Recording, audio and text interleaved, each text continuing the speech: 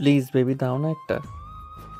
দেবো না, দেবো না, দেবো না। তোমাকে কতবার বললাম যেদিন তোমার সঙ্গে আমরা সামনাসামনি দেখা হবে সেদিন আমি তোমাকে আমার সব কিছু দিয়ে দেব। কিন্তু কেন বলো তো, কতদিনের সম্পর্ক আমাদের, তারপরেও তুমি আমাকে এইটুকু বিশ্বাস করতে পারো না? তুমি কি আমাকে আর পাঁচটা ছেলের মতো মনে করো নাকি আমি তোমাকে ঠকিয়ে অন্য কাউকে বিয়ে করে নেব? কিন্তু আজ তোমাকে আমি কিছুই দেব না। আর তুমি রাগ করছো কেন? আমি কি তোমাকে সেভাবে বলেছি নাকি? বলেছি তো যেদিন তোমার সঙ্গে আমার প্রথম দেখা হবে সেদিন আমি তোমাকে আমার চেহারা দেখাবো। তার আগে তোমাকে আমি কোনোভাবেই আমার চেহারা দেখাবো না।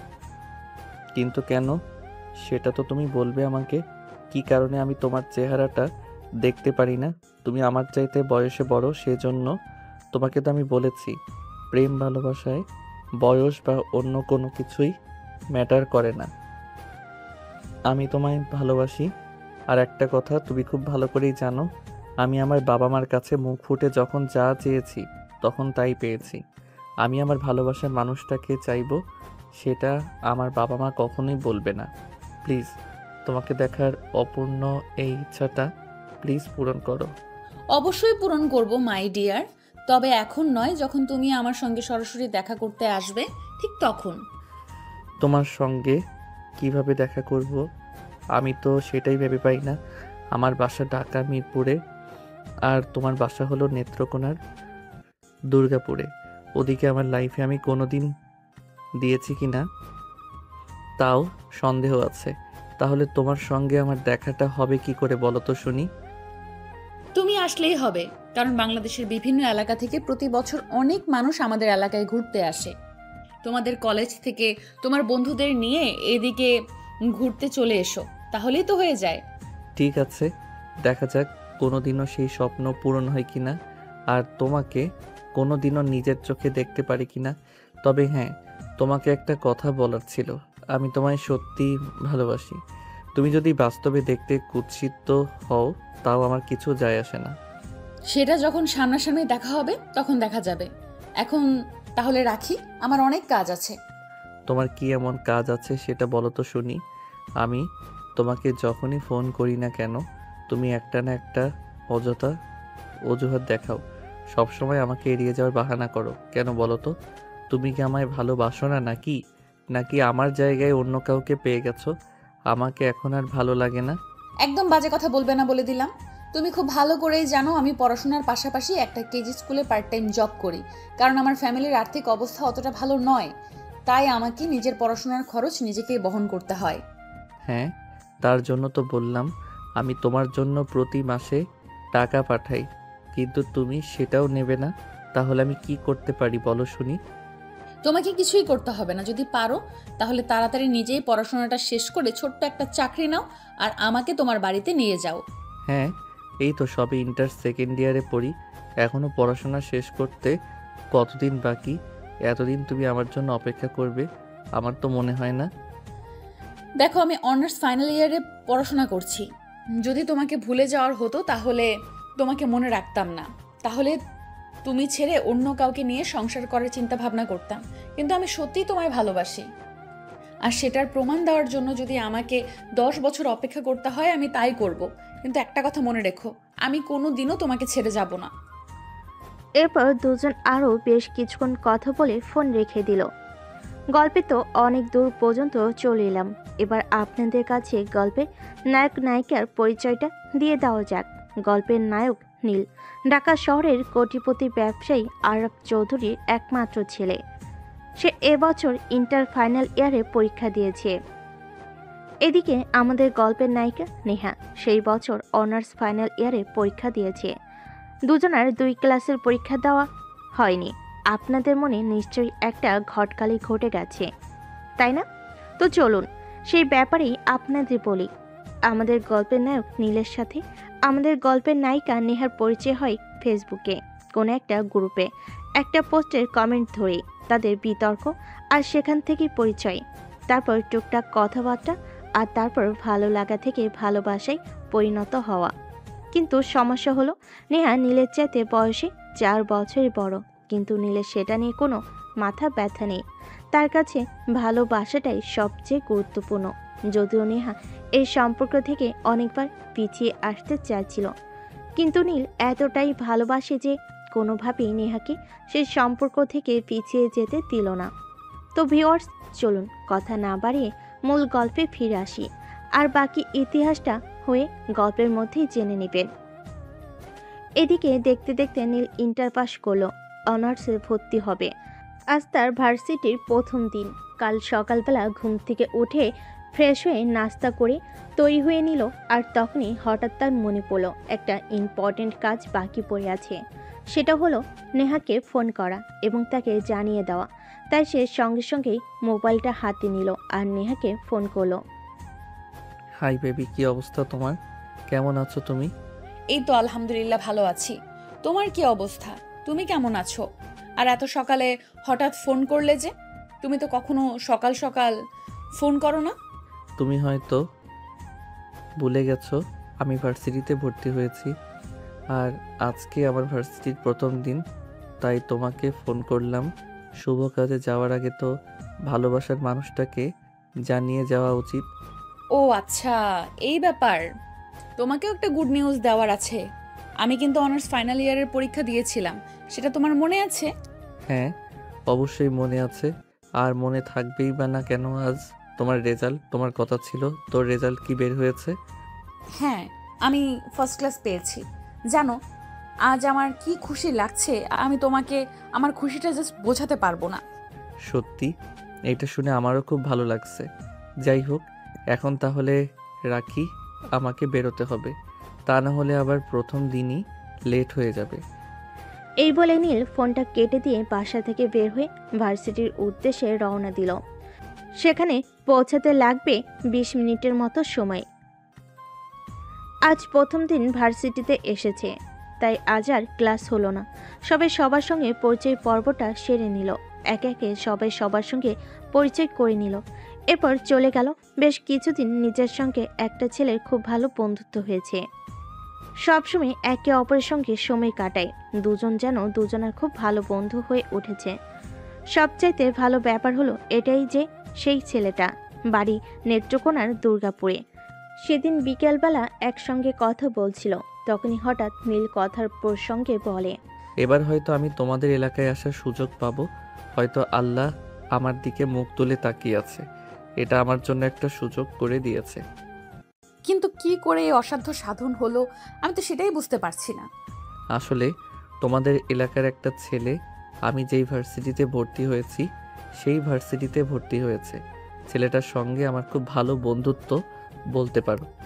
তোমার প্রসঙ্গই ওই ছেলেটার সঙ্গে আমার পরিচয় আর বন্ধুত্ব তা হয়ে উঠেছে।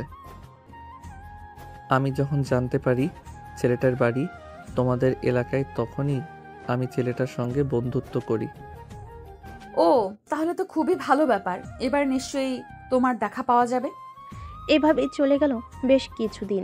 দেখতে দেখতে ঈদের ছুটি পড়ে গেল। হৃদয় গ্রামের বাড়িতে যাবি, তখনই নীল তাকে বলল, দোস্ত, আমি তোর সঙ্গে তোদের বাড়িতে যেতে চাই, যদি তোর কোনো প্রবলেম না থাকে তো। তুই আমাদের বাড়িতে যাবি সেটা তো খুব ভালো কথা। আমি তো ভেবেছিলাম তোকে বলবো, কিন্তু তুই কোটিপতির বাবার একমাত্র আদরের ছেলে, আমাদের এলাকায় গিয়ে থাকতে পারবি? আমরা তো গ্রাম অঞ্চলে থাকি। সেটা কোনো ব্যাপার না, আমি পারবো। আসলে তোমাদের এলাকায় আমার একটা কাজ আছে, খুবই সিক্রেট, যেটা আমি তোকে বলতে পারবো না। আজ পর্যন্ত কাউকেই বলিনি, আমার ফ্যামিলির মানুষদের কেউ না। এখন তুই যদি কোনো কিছু জানতে না চেয়ে আমাকে নিয়ে যেতে পারিস, তাহলে আমি তোর সঙ্গে যাব। আরে দোস্ত, এসব তুই কি বলছিস? তুই আমার বন্ধু, আর আমি তোকে কোনো কিছু জিজ্ঞেস না করে আমাদের বাড়িতে নিয়ে যেতে পারবো না। এমনটা তো কখনো হতেই পারে না। তুই আমার খুব ভালো বন্ধু। আমি খুব ভালো করেই জানি তুই খারাপ কিছু করবি না, তাই নির্দ্বিধায় তোকে আমি আমার সঙ্গে নিয়ে যাব। ঠিক আছে, তাহলে আমি আজকেই বাসায় গিয়ে জিনিসপত্র গুছিয়ে তোর বাসায় চলে আসব, আর তারপর তোর সঙ্গেই চলে যাব। আচ্ছা ঠিক আছে, চলে আয়। আমিও তাহলে আমার আম্মুকে ফোন দিয়ে বলে দিই আমার সঙ্গে তুই যাবি। আসলে তুই শহরের মানুষ, আমাদের নিয়ে কথা নেই, তোর জন্য তো একটু এক্সট্রা আয়োজন করতে হবে, তাই না? আরে না দোস্ত, সেরকম কিছুই করতে হবে না। আমি তোদেরকে কোনো ঝামেলায় ফেলতে চাই না। আসলে একটা কাজ পড়েছে তোদের এলাকায়, তাই যেতে হবে। না গিয়ে উপায় নেই, তাই তোর সঙ্গে যাচ্ছি। আমি তো তোদের এলাকা চিনি না, যদি কখনো কোনো প্রবলেমে পড়ে যাতে তুই সহযোগিতা করতে পারিস। ঠিক আছে দোস্ত, তুই কোনো চিন্তা করিস না, তোর কোনো প্রবলেম হবে না। আমাদের এলাকায় যদি তুই কখনো কোনো প্রবলেমে পড়িস তাহলে আমি তোকে সর্বাধিক সহযোগিতা করব, যতটুকু আমার সাধ্যই কুলায়। এই বলে নীল হৃদয়ের সঙ্গে কথা বলা শেষ করে বাসে চলে আসলো। আর বাসে এসে তার আম্মুকে সে বলল, আম্মু, আমি আমার বন্ধুর সঙ্গে একটু নেত্রকোনার দুর্গাপুরে যাব। ও অনেক রিকোয়েস্ট করে বলছে ওর সঙ্গে ওদের বাড়িতে যাওয়ার জন্য।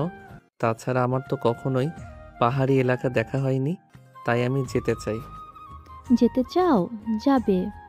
আমরা কি কখনো তোমার সিদ্ধান্তে অমত পোষণ করেছি? করিনি তো।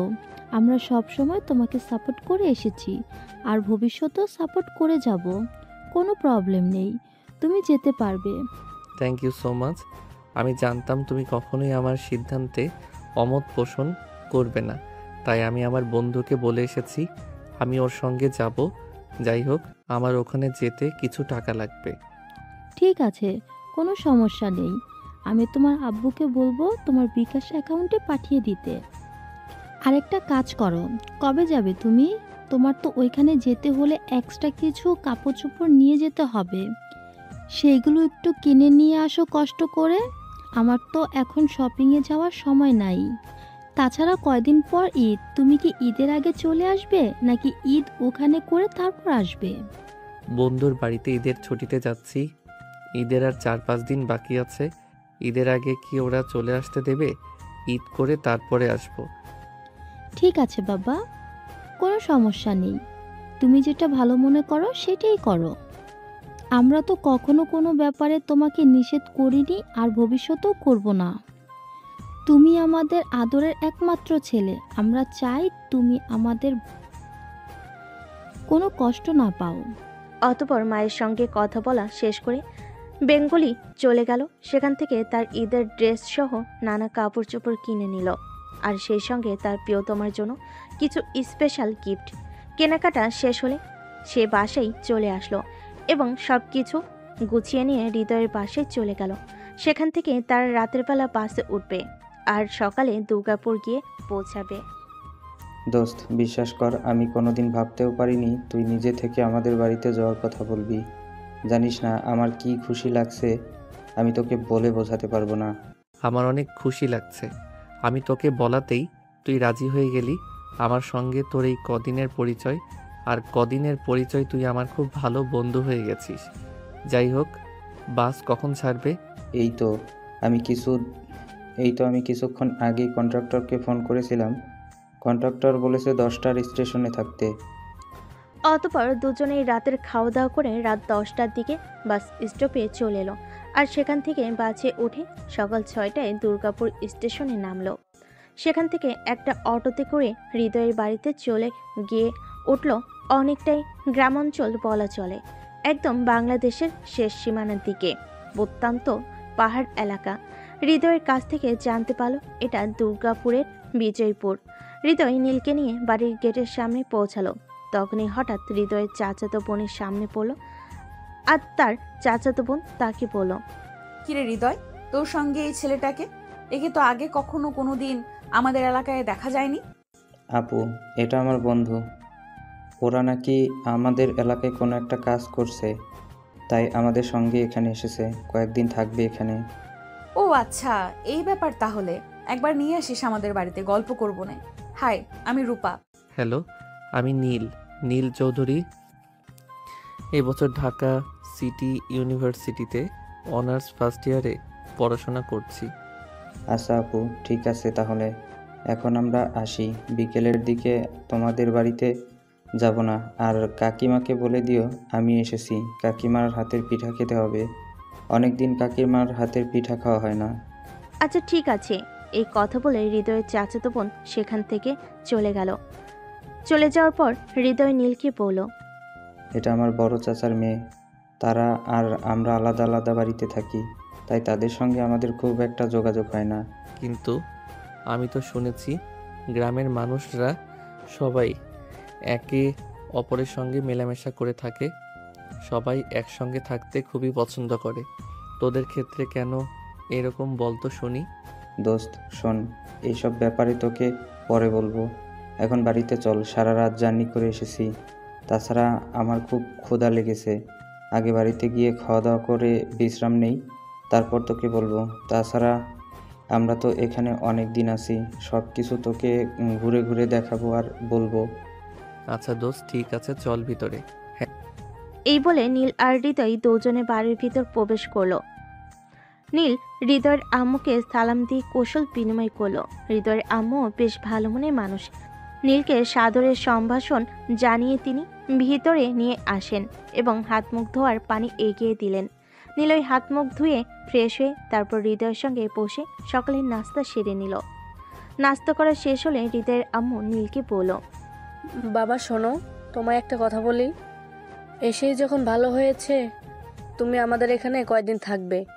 সামনেই তো ঈদ, আমাদের এখানেই যাবে, তারপর এখান থেকে যাবে। সেই ব্যাপারে তোমাকে কোনো চিন্তা করতে হবে না আম্মু। আমি ওকে বলে এনেছি আমাদের এখানে থাকবে আর আমাদের এখানেই ঈদ করবে। ঈদের ছুটি শেষ হলে এখান থেকে ঢাকায় চলে যাবে। আন্টি, হৃদয় একদম ঠিক কথাই বলেছে। আমিও বাসায় বলে এসেছি আপনাদের এখানে এই কয়দিন থাকবো। আসলে ঈদের ছুটি তো অনেক দেরির ছুটি আছে।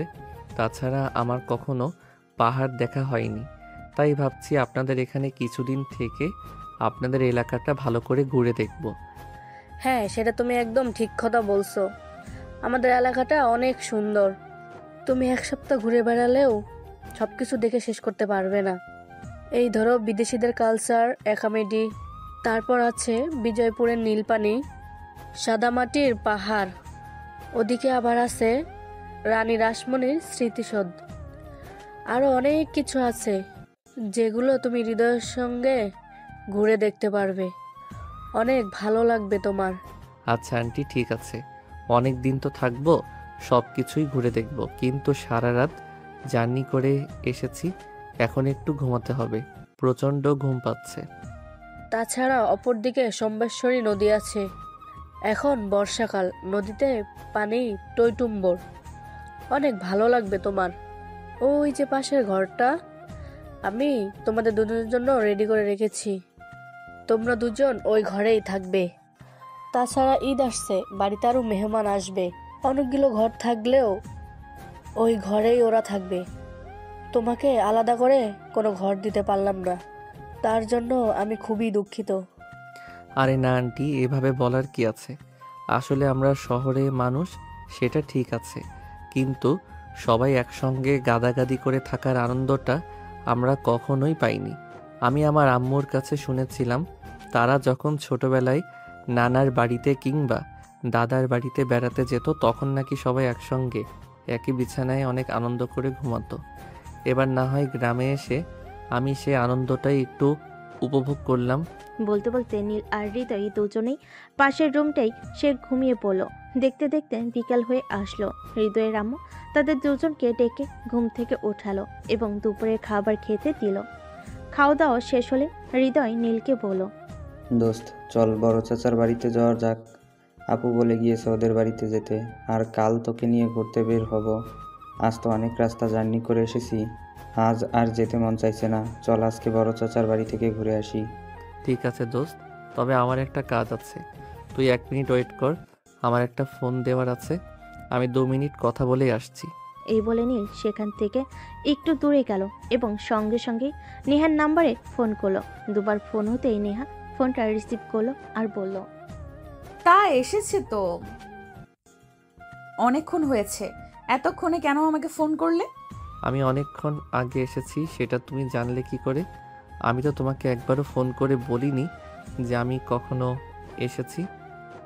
তুমি বলবে আর তারপর আমাকে জানতে হবে, এটা কোনো হাদিসে লেখা আছে নাকি? আমি সব জানি তুমি কখন এসেছো আর কখন কি করেছো।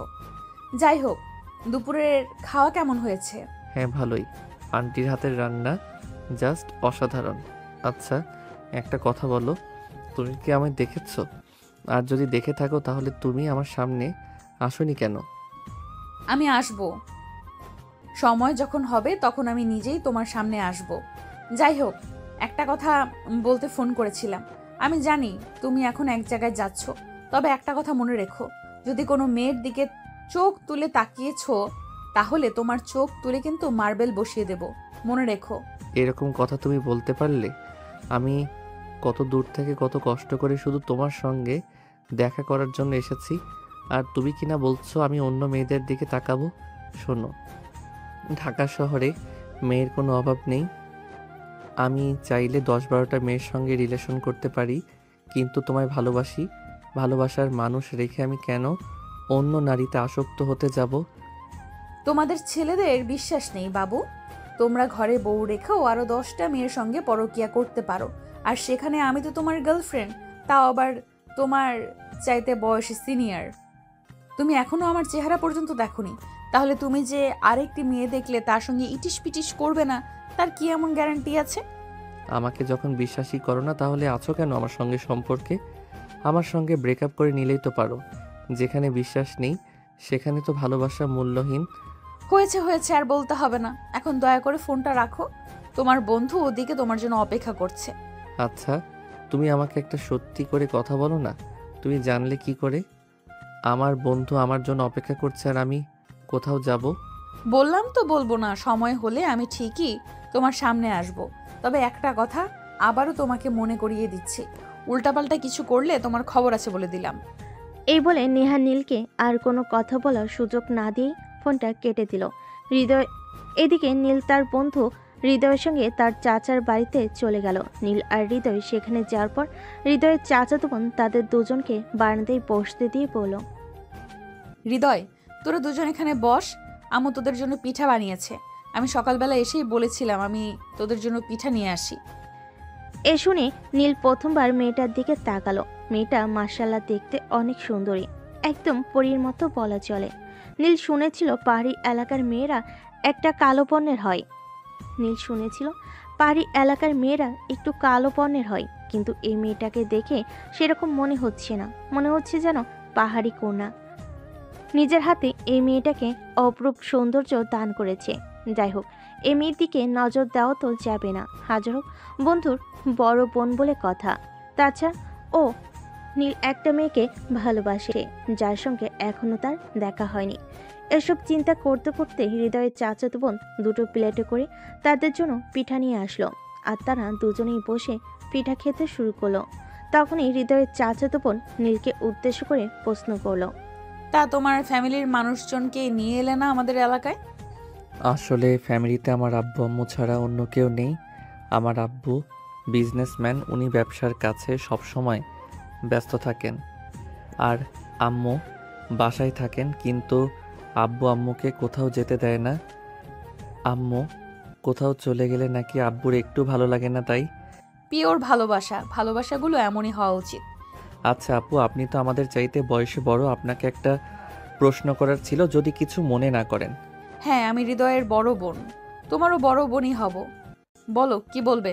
আচ্ছা ধরেন আমি আমার চাইতে বয়সে বড় একটা মেয়েকে ভালোবাসলাম, মেয়েটা ছোটোখাটো একটা চাকরিও করে, আমার ফ্যামিলি মেনে নিল, কিন্তু ওই মেয়ের ফ্যামিলি কি এই মেয়ের সম্পর্কটা মেনে নেবে? জানি না, হয়তো মেনে নিতেও পারে, কারণ মেয়েটা যদি ভালোবাসাকে সবচেয়ে বেশি প্রায়োরিটি দিয়ে থাকে তাহলে তার ফ্যামিলিকে সে এতটা প্রায়োরিটি দেবে না। তাছাড়া ওই মেয়ের ফ্যামিলিটা যদি ভালো হয় তাহলে ভালোবাসা তাকেই সবচাইতে আগে দেখবে, বয়সটাকে নয়। কিন্তু তুমি কেন এরকম প্রশ্ন করলে আমি জানতে পারি? না মানে আসলে সেরকম কোনো ব্যাপার নয়, মনে পড়লো তাই বললাম। আচ্ছা যাই হোক, আজকে তাহলে আমরা আসি। এই বলে হৃদয় আর নীল সেখান থেকে চলে আসলো। এরপর দিন সকালবেলা ঘুম থেকে উঠে ফ্রেশ হয়ে নাস্তা করে হৃদয় আর নীল দুজনেই মিলে বের হলো বিজয়পুরের সাদামাটির পাহাড় আর নীলপানি দেখতে যাবে বলে। তখন হঠাৎ নেহা তাকে ফোন করলো। এই যে মিস্টার, শোনো, ঘুরতে যাচ্ছ বেশ ভালো কথা, তবে আমি যেটা বলেছিলাম সেটা যেন মাথায় থাকে, পাহাড়ি মেয়েদের দিকে যেন নজর না পড়ে। হ্যাঁ প্লিজ, তুমি একবার আমার সামনে আসো। আমি এত দূর থেকে তোমার সঙ্গে দেখা করার জন্য এসেছি, আর তোমাকে যদি দেখতে না পাই তাহলে এখানে এসে আমার লাভ কি বলো তো শুনি? আমি তো বললাম আগে তোমাকে একটু যাচাই বাছাই করে দেখি এখন সামনাসামনি, তারপর আমি তোমার সামনে আসব। যদি আমার মনে হয় যে তুমি আমার সঙ্গে একটুও চিট করার চেষ্টা করেছো তাহলে আমি তোমার সঙ্গে দেখা করব না, বরং তোমার সঙ্গে সম্পর্কও রাখবো না। প্লিজ নেহা, তুমি এরকমটা বলো না। তোমায় আমি খুব বেশি ভালোবাসি। তুমি যদি আমার সঙ্গে সম্পর্ক না রাখো আর আমার সঙ্গে সম্পর্ক বিশ্বাস করো, তাহলে আমার মরে যাওয়া ছাড়া আর কোনো উপায় থাকবে না, কারণ আমি তোমাকে আমার সবটা দিয়ে ভালোবাসি। আমার মন প্রাণ অস্তিত্ব সব কিছুর মধ্যেই শুধু তুমি রয়েছো। হ্যাঁ, আমি তো সেটাই দেখতে চাই। তুমি আমায় সত্যিই ভালোবাসো নাকি শুধু শুধুই আমার সঙ্গে টাইম পাস করছো? যদি তুমি আমার পরীক্ষায় উত্তীর্ণ হতে পারো তবেই আমি তোমার সামনে আসব। নেহা সোনা, তোমার কি এরকম করাটা ঠিক হচ্ছে? একটা ছেলে ঢাকা থেকে তোমার জন্য দুর্গাপুর এসেছে তোমার সঙ্গে দেখা করতে, আর তুমি কি না এই ছেলেটাকে দেখা দিচ্ছ না? তুমি তোমার নিজের বিবেকের কাছে একবার জিজ্ঞাসা করো, বিবেক তোমাকে কি উত্তর দেয় সেটা আমাকে বলো। জীবনটা আমার, জীবনটা বিবেকের নয়। আমি কেন বিবেককে প্রশ্ন করতে যাব? আমি আমাকে প্রশ্ন করতে পারি। যাই হোক, আমি তোমাকে তো একবার বলেছি, তুমি যদি আমার পরীক্ষায় পাশ করতে পারো তাহলে আমি তোমার সামনে আসব। এই বলে নেহা ফোনটা কেটে দিল। নীল মন খারাপ করে তার বন্ধুর সঙ্গে ঘুরতে বের হলো। সারাদিন অনেক ঘোরাঘুরি করলো, কিন্তু তার মনে একটুও ভালো লাগছে না, কারণ যেই মানুষটার জন্য সে এত দূর থেকে এসেছে সেই মানুষটাই তার সঙ্গে দেখা করছে না। এরকমটা কি হয়? সারাদিন ঘোরাঘুরি করে রাতের বেলায় বাসায় ফিরে আসলো আর রাতের খাবার খেয়ে ঘুমিয়ে পড়লো। এভাবে দেখতে দেখতে ঈদের দিন চলে আসলো। আজ চাঁদ রাত, সবাই হাতে মেহেদি পড়েছে, অনেক আনন্দ করছে। নীল আনমনে হয়ে বারান্দার চেয়ারে বসে আছে। তখনই হঠাৎ নেহার ফোন। কি ব্যাপার? সবাই কত আনন্দ করছে, তুমি এভাবে মনমরা হয়ে বসে আছো কেন? তোমাকে এভাবে মনমরা হয়ে বসে থাকতে দেখলে আমার একটুও ভালো লাগে না। আমার মন ভালো করার মতো কোনো কাজ কি তুমি করেছো? তোমাকে কতবার বলছি, প্লিজ একটাবার আমার সামনে আসো, একটাবার আমার সঙ্গে দেখা করো, কিন্তু তুমি কি আমার কথা একটু শুনেছো? একবারও কি আমার সঙ্গে দেখা করতে রাজি হয়েছো? ঠিক আছে, আমি কাল তোমার সঙ্গে দেখা করব। তুমি কাল বিকেলে একবার দুর্গাপুরের হোটেল নিরালায় চলে এসো, আমি ওখানেই তোমার জন্য ওয়েট করব। তুমি সত্যি বলছো তুমি কাল আমার সঙ্গে দেখা করবে? জানো, এই কথাটা শুনে আমার কতটা খুশি লাগছে সেটা আমি তোমাকে বলে বোঝাতে পারবো না। যেই মানুষটার জন্য এতদিন ধরে অপেক্ষা করছি সেই মানুষটা কাল আমার সামনে আসতে চলেছে। আমার মনে যে কতটা আনন্দ লাগছে সত্যি আমি তোমাকে বলে বোঝাতে পারবো না। ঠিক আছে, এখন তাহলে রাখি, কাল দেখা হচ্ছে দুর্গাপুরের হোটেল নিরালায়। এই বলে নেহা ফোনটা কেটে দিল। অপরদিকে নীল হৃদয়ের কাছে হোটেল নিরালার অ্যাড্রেস জানতে চাইল এবং হৃদয় তাকে অ্যাড্রেস বলে দিল, কিন্তু সে হৃদয়কে কোনোভাবেই বলল না ওখানে যাওয়ার কারণটা কি। হৃদয় তাকে কোনো জোরাজুরি করলো না। এভাবেই রাত কেটে গেল। সকাল হলো। সকাল 8টার দিকে নীল ঘুম থেকে উঠে তারপর ফ্রেশ হয়ে নাস্তা করায় ঈদের নামাজ পড়তে যায়। ঈদের নামাজ পড়ে বাড়িতে আসতে প্রায় সকাল 10টার মতো বেজে গেল। তারপর সে হৃদয়কে বলল, দোস্ত, আমাকে একটু দুর্গাপুরের একটা রেস্টুরেন্টে যেতে হবে, যেটার কথা কাল থেকে বলেছিলাম। ওখানে আমি একজনের সঙ্গে দেখা করব। ও আচ্ছা, ঠিক আছে। একটা কাজ কর, আপুর কাছে শুনলাম সেও নাকি তার বান্ধবীদেরকে নিয়ে দুর্গাপুরে ঘুরতে যাবে। তুই চাইলে ওদের সঙ্গে চলে যেতে পারিস। না, কোনো প্রবলেম হবে না, আমি একা একাই চলে যেতে পারবো। আমার সঙ্গে কারোর যেতে হবে না। আমি একটা ছেলে মানুষ, তাছাড়া ঢাকা শহরের ছেলে এখানে হারাবো না কোথাও। আর যদি হারিয়েও যায় তাহলে তোকে ফোন করে বলবো আমাকে নিয়ে আসতে। আচ্ছা ঠিক আছে, বুঝতে পেরেছি তুই কোনো সিক্রেট মানুষের সঙ্গে দেখা করতে চাইছিস, যেটা তুই আমাদের জানাতে চাইছিস না। আচ্ছা ঠিক আছে, প্রবলেম নেই, যা তুই। আর এখানে হারানোর মতো কোনো জায়গা নেই। অতঃপর হৃদয়ের সঙ্গে কথা বলা শেষ করে সকাল 11টার দিকে নীল হৃদয়ের বাড়ি থেকে বের হলো। দুর্গাপুর এসে বেশ কিছুক্ষণ খোঁজাখুঁজি করলো, কিন্তু ওই রেস্টুরেন্টটা খুঁজে পেল না। তাই একজন লোকের কাছে জিজ্ঞাসা করলো, আসসালামু আলাইকুম, যদি কিছু মনে না করেন একটা কথা জিজ্ঞাসা করার ছিল। হ্যাঁ বলুন, আমি কিভাবে আপনাকে সহযোগিতা করতে পারি? আসলে আমি ঢাকা থেকে এসেছি, এখানকার কোনো কিছুই তেমন একটা চিনি না। হোটেল নিরালায় আমার সঙ্গে একজন দেখা করতে আসবে, ওই রেস্টুরেন্টটা কোথায় একটু বলে দিতে পারবেন? ও এই ব্যাপার, কিন্তু আপনি তো ভুল রাস্তায় চলে এসেছেন। এটা তো নাজিরপুরের এদিকে যাওয়ার রাস্তা। আপনি এক কাজ করুন, এটি দিয়ে সোজা পশ্চিম দিকে যান। ওখানে আপনি দেখতে পাবেন কালী মুখ বলে একটা জায়গা আছে। ওখানে একটা মন্দিরও আছে। ওখানে একটা কালী মন্দির আছে বলে জায়গাটার নাম কালী মোড় বলা হয়। ওখানে একটা রাস্তা উত্তর দিকে গেছে, একটা পশ্চিম দিকে আর একটা দক্ষিণ দিকে। আপনি দক্ষিণ দিকের দুটো রাস্তা, একটাকে বলা হয় পশ্চিম গলি আর একটাকে বলা হয় পূর্ব গলি। আপনি পশ্চিম গলির রাস্তা ধরে একটু আগাবেন, তাহলে সামনে হোটেল নিরালা অ্যান্ড রেস্টুরেন্ট দেখতে পাবেন। ওকে, ঠিক আছে। আপনাকে অসংখ্য ধন্যবাদ আঙ্কেল। লোকটার সঙ্গে কথা বলা শেষ করে নীল সামনের দিকে এগোতে থাকলো এবং লোকটার দেওয়া ঠিকানা অনুযায়ী চলে আসলো এবং সেখানে হোটেল নিরালা এন্ড রেস্টুরেন্ট দেখতে পেল। নীল ভিতরে প্রবেশ করলো এবং এক পাশে একটা টেবিলে বসে রইল। ওইটার কিছুক্ষণ পর এসে তাকে জিজ্ঞাসা করলো, এক্সকিউজ মি, আপনার কিছু লাগবে? লাগবে, তবে আমি এখানে একজনের জন্য ওয়েট করছি। সে আগে আসুক, তারপর অর্ডার করব। আচ্ছা ঠিক আছে, আপনার কিছু লাগলে আমাকে জানাবেন, আমি এখানেই আছি। এই বলে ওয়েটার চলে গেল আর নীল সেখানে বসে অপেক্ষা করতে লাগলো। এভাবে দেখতে দেখতে 2 ঘন্টা সময় অতিবাহিত হয়ে গেল, কিন্তু নেহার কথাও দেখা পাওয়া যাচ্ছে না। এদিকে নীল প্রায় বেশ কয়েকবার নেহাকে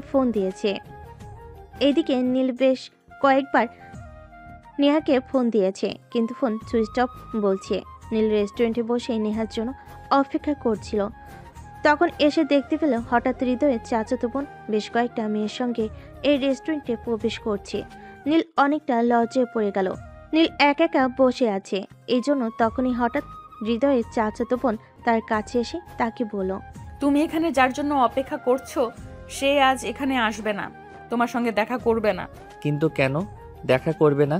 আমি সেই ঢাকা থেকে তার সঙ্গে দেখা করার জন্য এখানে এসেছি।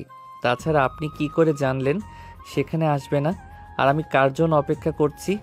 আমি জানি তুমি কার জন্য এখানে অপেক্ষা করছো, আর সে আমার পরিচিত বলতে পারো, আমার বন্ধু। আর সে নিজেই আমাকে এখানে পাঠিয়েছে তোমার সঙ্গে কথা বলতে। সে আমাকে বলে যে আগে আমরা যেন তোমাকে যাচাই বাছাই করে দেখে নেই, তারপর যদি পছন্দ হয় তাহলে সে তোমার সঙ্গে দেখা করবে। প্লিজ আপু, আমি আপনাকে রিকোয়েস্ট করে বলছি, প্লিজ নেহাকে একবার আমার সামনে আসতে বলুন। আমি ঢাকা থেকে তার সঙ্গে দেখা করার জন্য এখানে এসেছি। 2 দিন পর হয়তো চলে যাব, কিন্তু তাকে দেখতে না পেলে আমার খুব কষ্ট হবে।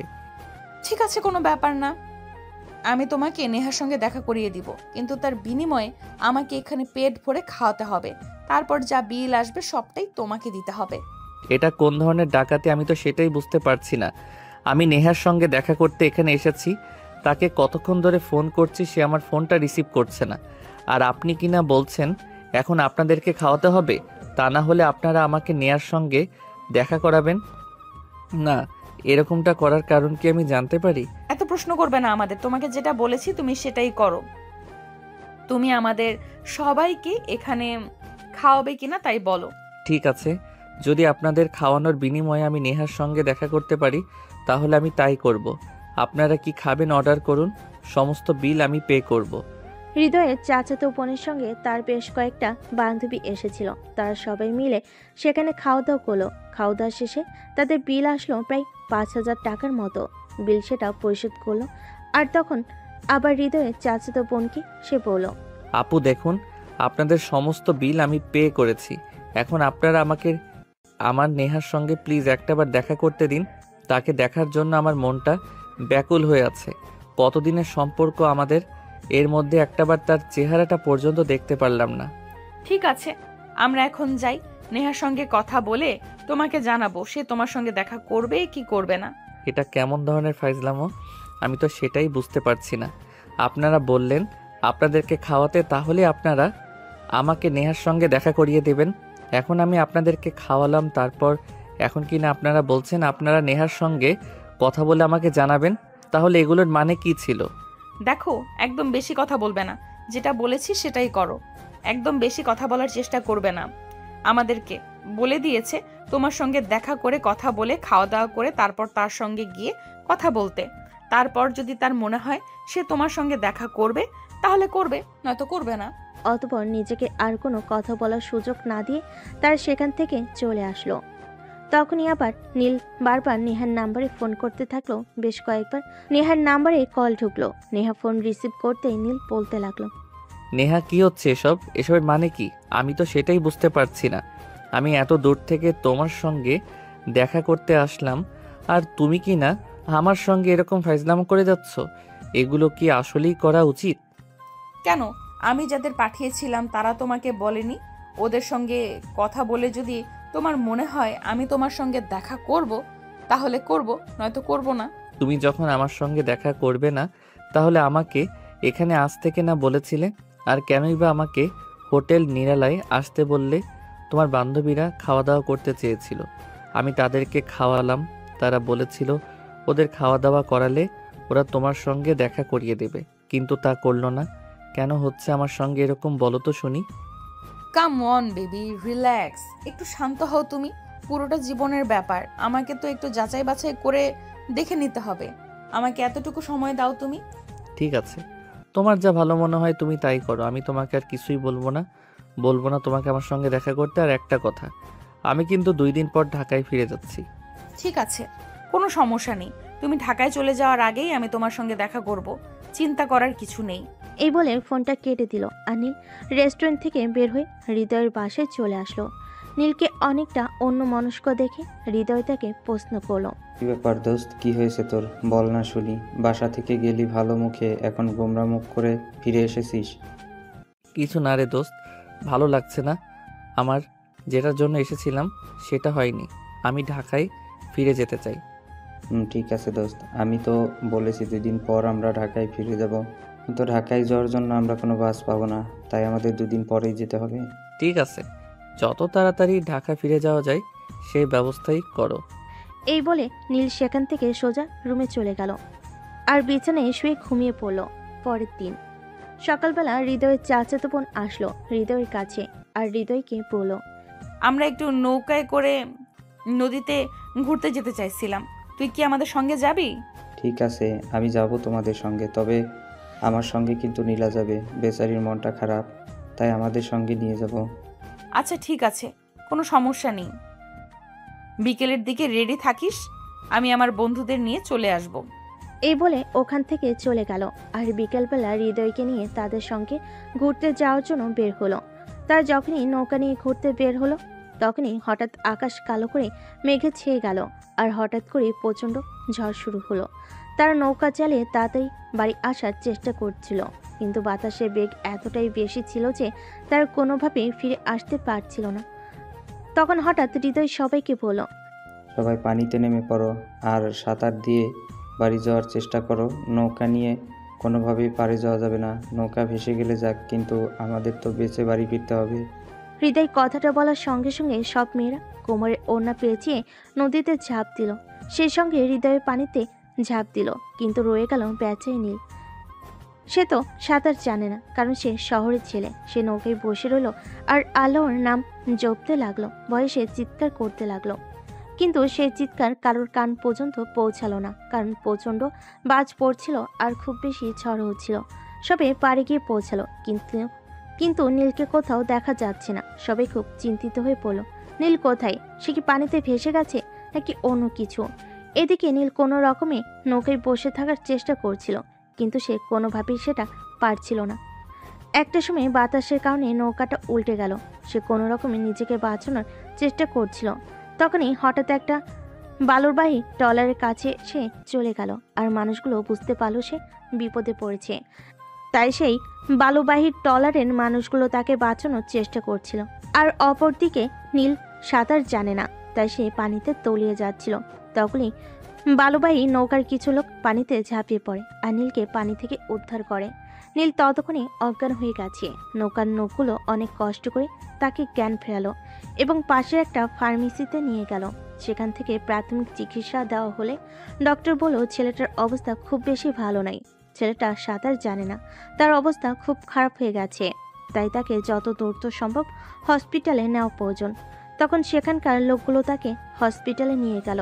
হসপিটালে যাবার পর ডক্টর জানালো ছেলেটার অবস্থা খুবই খারাপ, আর একটু দেরি করলে হয়তো ছেলেটাকে প্রাণে বাঁচানো যেত না। ডক্টররা ট্রিটমেন্ট শুরু করলো, কিন্তু কেউ এই ছেলেটার পরিচয় জানে না। তখনই ওয়ার্ড বয়কে ছেলেটার পোশাক চেঞ্জ করতে বলা হয়, আর ওয়ার্ড বয় তার পকেটে একটা ফোন দেখতে পায়, কিন্তু পানিতে পড়ার কারণে ফোনটা প্রায় ড্যামেজ হয়ে গিয়েছিল। ওই বালুবাহী নৌকার লোকগুলো ফোনটা নিয়ে একটা সার্ভিসিংয়ের দোকানে যায় আর সেখান থেকে ফোনটা কোনো রকমে অন করে আর সেখানেই প্রথমে নেয়ার নাম্বারটা দেখতে পায় আর ওই নাম্বারে ফোন দেয়। সালাম ওয়ালাইকুম। এই ফোনটা কার? আপনি কি তাকে চেনেন? হ্যাঁ, আমরা ওকেই খুঁজতেছি। ও কোথায় আছে বলতে পারবেন? আমরা ওনাকে নদীতে পেয়েছি। আমরা ওনাকে নিয়ে হাসপাতালে এসেছি। আপনি যদি ওনার পরিচিত হয়ে থাকেন তাহলে এই দুর্গাপুর উপজেলা স্বাস্থ্য কমপ্লেক্সে চলে আসেন। আমরা ওনাকে নিয়ে এখানে এসেছি। ঠিক আছে, আপনি কোনো চিন্তা করবেন না, আমরা এক্ষুনি আসছি। আর টাকা পয়সার কোনো চিন্তা করবেন না, টাকা যা লাগবে সব আমরা দেব। আপনি ডক্টরকে বলুন সঠিক ট্রিটমেন্ট করাতে। ঠিক আছে, আপনারা যত দ্রুত সম্ভব হসপিটালে চলে আসুন। আমরা এখানেই আপনাদের জন্য অপেক্ষা করছি। এমার্জেন্সিতে আসবেন। এই বলে লোকটা ফোন কেটে দিল আর নেহা সেখানেই কান্না করতে লাগলো। এমন দেখে হৃদয় তাকে প্রশ্ন করলো। কি হলো আপু, তুই কান্না করছিস কেন? নীল আমার বন্ধু, কান্না করতে হলে আমি করব, কিন্তু তুই কান্না করার কারণ কি? কান্না করার কারণ কি সেটা আমি তোকে এখন বলতে পারবো না, সময় হলে তুই সব জানতে পারবি। এখন আগে হসপিটালে চল, ছেলেটাকে বাড়িতে নিয়ে আসতে হবে, এখন সুস্থ করতে হবে। তাড়াতাড়ি চল তোরা আগা, আমি আম্মুর কাছ থেকে কিছু টাকা নিয়ে আসি, হসপিটালের বিল দিতে হবে। এই বলে আধা ঘন্টার মধ্যে তারা সবাই এসে দুর্গাপুর হসপিটালের ইমার্জেন্সিতে পৌঁছালো। ওই লোকগুলো তখনও অপেক্ষা করছিল। হৃদয় হসপিটালে এসেই ওই লোকগুলোর সঙ্গে আগে দেখা করলো। এই নিন, ওনার পকেটে কিছু টাকা আর এই মোবাইলটা পাওয়া গেছে। আমরা এখন আসি, আমাদের কাজ আছে। আর এই নিন, এটা আমাদের ফোন নাম্বার। উনি সুস্থ হলে আমাদের জানাবেন। আচ্ছা ঠিক আছে, আপনাদের অসংখ্য ধন্যবাদ আমার বন্ধুকে হসপিটালে নিয়ে আসার জন্য। আপনারা না থাকলে হয়তো আমার বন্ধুকে আমরা ফিরে পেতাম না। জানেন ও ঢাকা থেকে এখানে এসেছে, যদি ওর কিছু হয়ে যায় তাহলে ওর বাবা মায়ের কাছে কি জবাব দিতাম আমি। ভাগ্য ভালো যে আমরা ওনাকে দেখতে পেয়েছিলাম, তা না হলে হয়তো উনি ডুবেই মারা যেতেন। উনি সাঁতারও জানেন না। যখন ওনাকে আমরা নৌকায় তুলি তখন উনি অজ্ঞান ছিলেন, আর কিছুক্ষণ দেরি হলে হয়তো খুব খারাপ কিছু হয়ে যেত। আপনাদের অসংখ্য ধন্যবাদ, আপনাদের কৃতজ্ঞতা জানানোর ভাষা আমার নেই। অতঃপর নৌকার লোকগুলো সেখান থেকে চলে গেল আর হৃদয় আর নেহা নীলের সঙ্গে দেখা করতে গেল। নীলের ততক্ষণে জ্ঞান ফিরেছে। নেহা নীলকে দেখেই কান্না করে দিয়েছে। কি ব্যাপার নীল, তোর শরীর এখন কেমন আছে? এই তো একটু ভালো। আচ্ছা, তোর বোন কান্না করছে কেন? সেটা তো আমি নিজেই জানি না ও কেন কান্না করছে। আমি নিজেই তো তাকে জিজ্ঞেস করেছিলাম সে কেন কান্না করছে, সে আমাকে কোনো উত্তর দিল না। যাই হোক, তুই থাক, আমি ডক্টরের সঙ্গে কথা বলে আসি। ডক্টর নীলের কী অবস্থা? ওকে আমরা বাড়ি নিয়ে যেতে পারি? হ্যাঁ অবশ্যই বাড়ি নিয়ে যেতে পারেন, কিন্তু ছেলেটাকে কয়েকদিন বেড রেস্টে রাখতে হবে। ছেলেটা সাঁতার জানে না, পানিতে পড়ে যাওয়ার পর বাঁচানোর জন্য অনেক চেষ্টা করেছিল, তাই একটু বেশি প্রবলেম হয়েছে। ঠিক আছে ডক্টর, কোনো চিন্তা করবেন না, আমরা অনেক যত্ন করব ওর। রিলিজ পেপারটা দিয়ে দিন। এই নিন, এখানে কিছু ওষুধ লেখা আছে, ওষুধগুলো নিয়মিত খাওয়াবেন আর ওনাকে একটু সেবা যত্ন করার চেষ্টা করবেন, তাহলেই তাড়াতাড়ি সুস্থ হয়ে যাবে। হৃদয় ওষুধগুলো কিনে নিয়ে আসলো আর তারপর নীলকে নিয়ে বাড়িতে ফিরে গেল। এদিকে নেহা একটু পর পর নেহাকে দেখতে আসে, কিন্তু সে কখনো তার পরিচয় দেয় না। নীলের প্রয়োজন সব কাজ করে দিয়ে যায়। নীল তখন হৃদয়কে হঠাৎ করেই প্রশ্ন করে। আচ্ছা দোস্ত, একটা ব্যাপার আমি বুঝতে পারছি না, তোর চাচাতো বোন কেন আমার বিষয়ে এত ইন্টারেস্ট, আর কেনই বা সে আমার এত যত্ন আত্তি করছে? আমি তাকে এ ব্যাপারে জিজ্ঞেস করেছিলাম, সে আমাকে বলেছে সময় হলে নাকি সব জানতে পারবো। আমি বুঝতে পারছি না আমার বোন কি তোর প্রেমে পড়ে গেছে নাকি? তোর আর ফাইজলামো করা গেল না? সব সময় তোকে ফাইজলামি করতে হবে? এসব ফাইজলামো মার্কা চিন্তা ভাবনা তোর মাথায় আসে কোথা থেকে বলতো? আমি বললাম আর ফাজলাম হয়ে গেছে। যাই হোক, আমি তোর সঙ্গে আর কোনো কথাই বলতাম না। তোর যা ভালো মনে হয় তাই তুই ভাবতে পারিস। এই বলে হৃদয় সেখান থেকে চলে গেল। এরপর চলে গেল আরও 2-3 দিন। নীল এখন মোটামুটি সুস্থ, তাই বিকেলবেলা বাসা থেকে বের হয়ে সামনে একটা খোলা মাঠ ছিল, সেখানে এসে বসলো। বিকেলবেলা এখানে অনেক ছেলেমেয়েরা খেলাধুলা করতে আসে, সেগুলোই বসে বসে উপভোগ করছিল। তখনই হঠাৎ নেহা ফোন করলো। কি ব্যাপার, কতদিন ধরে তো বাড়ি থেকে বের হও না? আজ একবার বের হয়ে খেলার মাঠে চলে এসেছো? তুমি আমার সঙ্গে কথা বলবে না? আমি তোমার সঙ্গে দেখা করতে এখানে এসেছিলাম, আর তুমি আমার সঙ্গে দেখাই করনি। তাহলে ফোন করেছো কেন তুমি? আর ফোন করবে না আমাকে। তোমার সঙ্গে আমার আর কোনো সম্পর্ক নেই। আমি কাল ঢাকা ফিরে যাচ্ছি। আমাকে আর ফোন করবে না, কোনো যোগাযোগ করার চেষ্টা করবে না। আরে বাবা, এতগুলো কথা কেউ একসঙ্গে বলে নাকি? মনে হয় তুমি কথা বলো মুখস্থ করে রেখেছো, আর আমি ফোন করলাম সঙ্গে সঙ্গেই বলে দিলে। হ্যাঁ, আজ কদিন ধরে তুমি আমায় ফোন করো না। আমি আছি নাকি মরে গেছি সেই খবরটা পর্যন্ত নাও না। তাহলে আজ কেন ফোন দিয়েছো? আমায় কি দরকারে? ভালোবাসি যে তোমায়, ভালোবাসার টানে ফোন করলাম। কেন, তোমায় ফোন করা বারণ নাকি? হ্যাঁ, তুমি আমাকে ফোন করবে না? তোমাকে ভালোবেসে এত দূর থেকে আমি তোমার সঙ্গে দেখা করতে এলাম, আর তুমি আমার সঙ্গে দেখা করলে না। তাহলে কোনো অধিকারী তুমি আমার সঙ্গে কথা বলবে? এতদিন আমি তোমাকে ফোন করিনি ঠিকই, কিন্তু তোমার খবর আমি জানি না সেই রকমটা কিন্তু না। আমি প্রতিটি সেকেন্ড, প্রতিটা মিনিট আর প্রতিটা মুহূর্ত তোমার খবর রেখেছি। প্রতিটা মিনিট আমি তোমাকে চোখে চোখে রেখেছি। বলো তুমি কোন দিনের খবর জানতে চাও? আমি সম্পূর্ণ মুখস্থ করে রেখেছি, সব বলে দিতে পারবো তোমাকে। আমি জানি সেটা তুমি বলতে পারবে, কারণ তুমি নিজে নাও তোমার লোক দিয়ে আমার উপর নজর রেখেছো। আমি জানি হৃদয়ের বোন তোমাকে সব কিছু বলেছে, কারণ সে প্রায়ই আমার কাছে আসে। আর যদি বলি আমি নিজেই তোমার কাছে যেতাম তোমাকে দেখতে? তাই নাকি? তাহলে তুমি আমার সামনে আসোনি কেন বলো? কেন আসোনি তুমি আমার সামনে? কাল আমি তোমার জন্য অপেক্ষা করব। তুমি বাড়ি থেকে বের হয়ে সামনে একটা বাগান আছে, ওখানে সকাল 10টায় অপেক্ষা করবে, আমি আসবো। এই বলে নেহা ফোনটা কেটে দিল, আর নীল সন্ধ্যার দিকে বাড়িতে ফিরে গেল।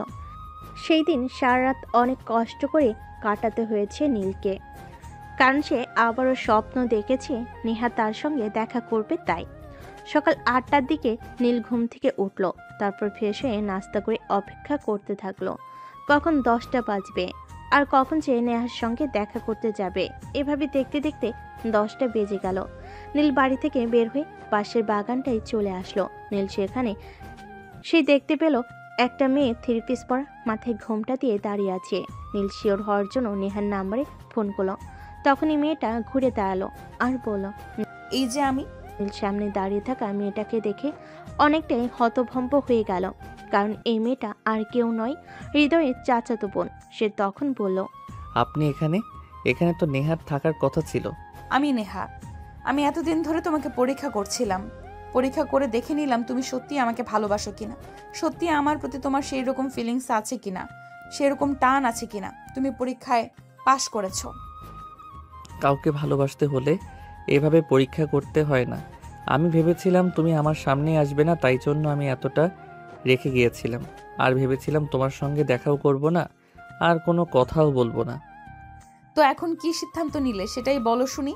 আমাকে দেখার পর তোমার রিয়েকশনটা কি হলো? চাইলে আজকেই বিয়ে করে নিয়ে ঢাকায় চলে যাব। আমি গ্রামের মেয়ে, এভাবে বললে হয় না। আমার ফ্যামিলি আছে, ফ্যামিলির সঙ্গে কথা বলো। তুমি তোমার ফ্যামিলিকে আমার ফ্যামিলির সঙ্গে কথা বলতে পাঠাও। তাদের যদি কথা বলে ভালো লাগে, তারপরে সিদ্ধান্তে আগানো যাবে।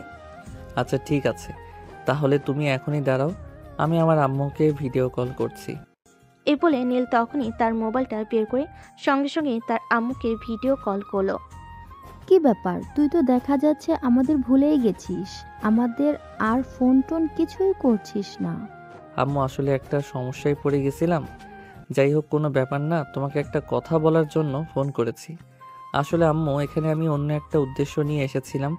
আমি একটা মেয়েকে পছন্দ করতাম, তার সঙ্গে আমার ফেসবুকে পরিচয়, আর সেখান থেকেই কথা বলা। কিন্তু আমি তাকে কোনোদিনও নিজের চোখে দেখিনি, তাই তার সঙ্গে দেখা করার জন্য এখানে এসেছিলাম। আর তার সঙ্গে আমি এখন এইমাত্র দেখা করতে পেরেছি। ও তাই নাকি? তাহলে তো খুবই ভালো। এখন কি করবি, কোনো সিদ্ধান্ত নিয়েছিস নাকি? না আম্মু, আমি কি একা একা কোনো সিদ্ধান্ত নিতে পারি নাকি?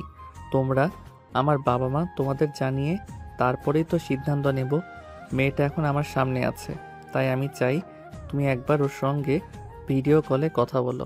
এই বলে নীল ফোনটা নিহার দিকে এগিয়ে দিল এবং তার আম্মুর সঙ্গে কথা বলতে বলে ফোনটা নিল এবং সালাম দিয়ে নীলের আম্মুর সঙ্গে কথা বলল। আসসালামু আলাইকুম। তা মামুনি, কি করো তুমি? ওয়ালাইকুম আসসালাম। আন্টি, এ তো আমি এই বছরে অনার্স কমপ্লিট করেছি। মাশাল্লাহ, যেমন দেখতে সুন্দর তেমনি পড়াশোনায়ও। আর যাই হোক, ভালোই হলো, আমার ছেলের পছন্দ আছে বলতে হবে। আম্মু বলো, তোমার কি নেহাকে পছন্দ হয়েছে? পছন্দ না হওয়ার কোনো উপায় আছে নাকি? আমার ছেলের পছন্দ বলে কথা, পছন্দ তো হতেই হবে। মাশাল্লাহ, মেয়েটা অনেক সুন্দর। তুই মেয়েটার বাবা মায়ের সঙ্গে আমাকে ফোনে কথা বলিয়ে দে। আমি চাই তুই বিয়ে করে বউ নিয়ে একেবারে বাড়িতে আয়। কি বলো আম্মু, এভাবে হয় নাকি? আমি তোমাদের একমাত্র ছেলে বলে কথা, তোমরা নিজেরা এসে কথা বলো, তারপর যদি দেখে ফ্যামিলির কথা বলে মনে হয় যে বিয়েটা দিলে ভালো হবে, তাহলেই তো বিয়েটা করব।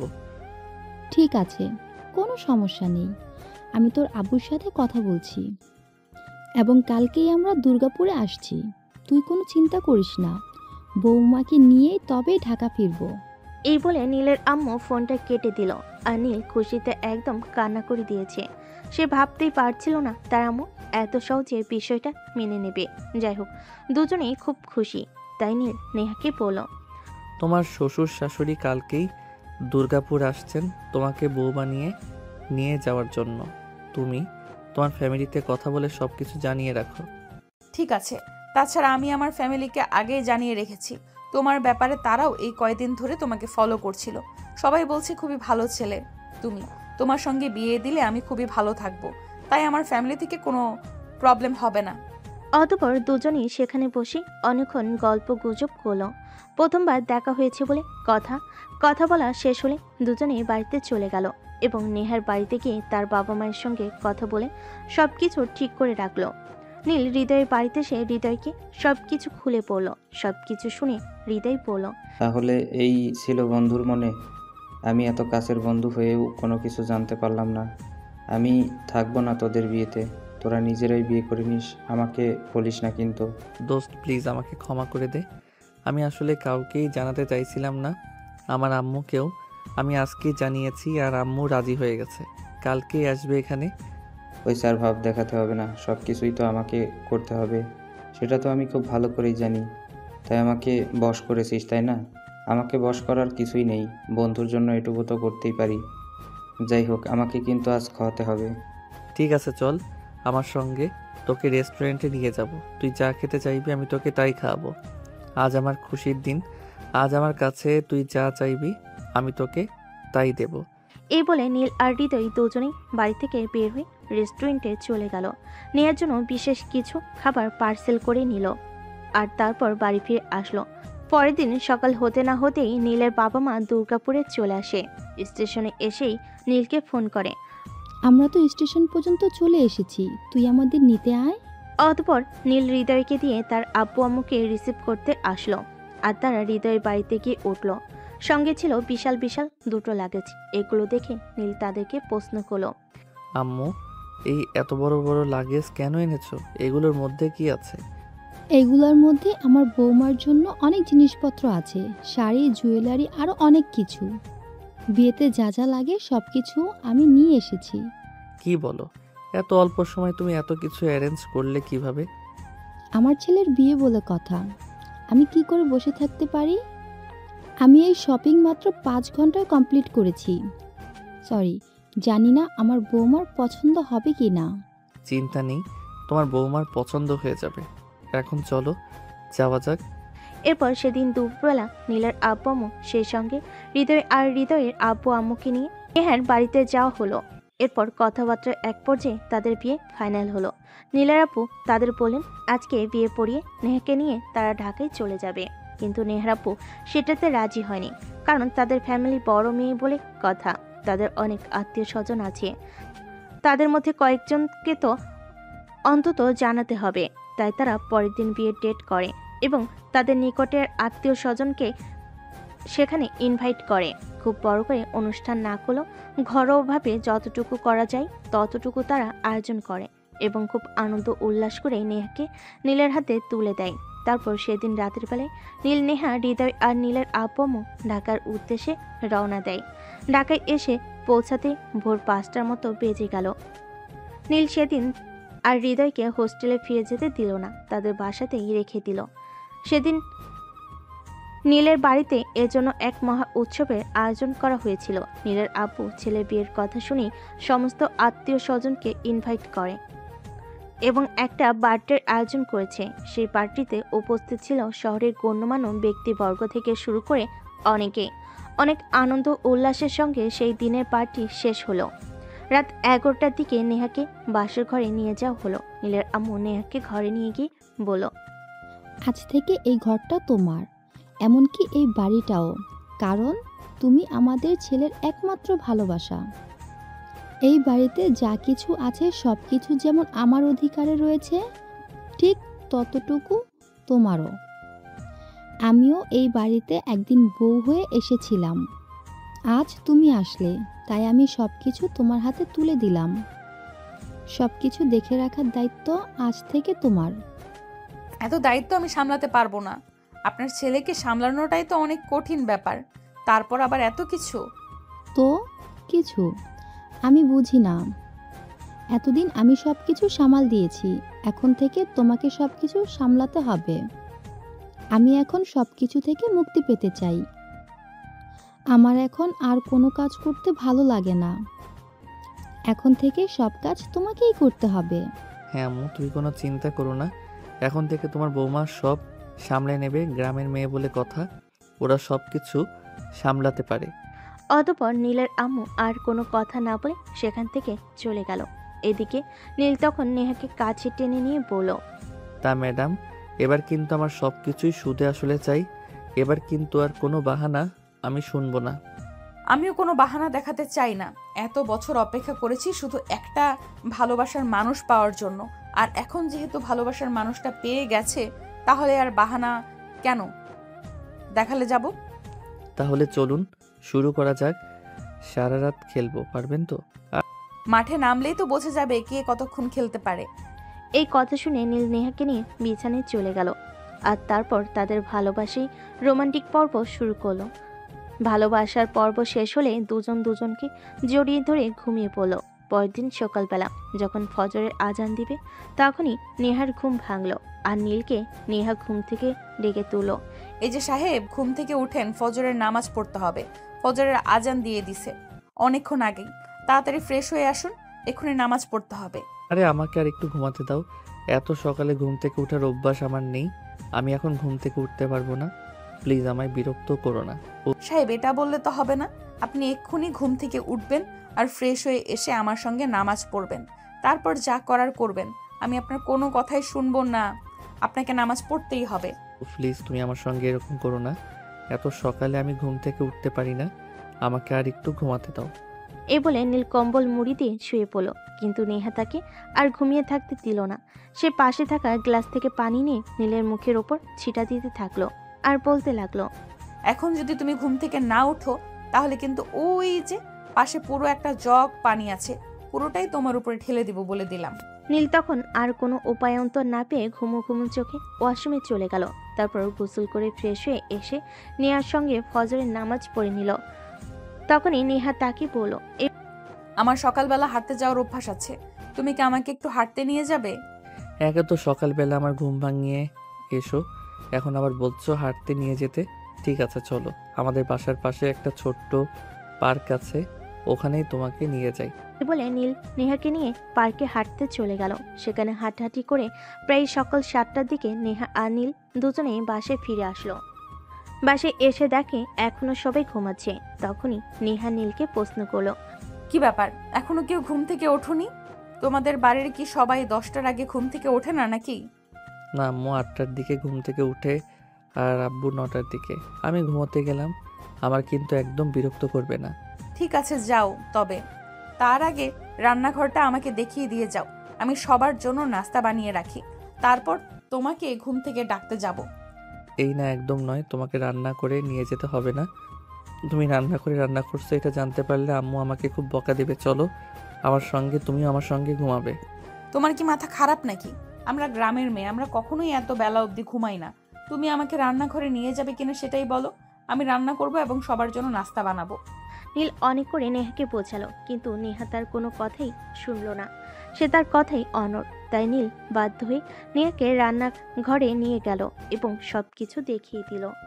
এই যে এটাই কিচেন, ওইদিকে সেলফে সব কিছু রাখা আছে, তোমার যেটা লাগবে সেটা নিয়ে নিও।